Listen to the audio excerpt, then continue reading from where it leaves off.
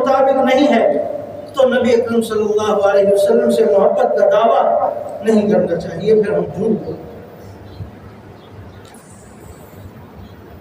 تو جو شخص اس دعوے کا اظہار کرتا ہے تو اس دعوے کو اپنانے کی بھی توفیق اللہ رب العزت عطا فرمائے۔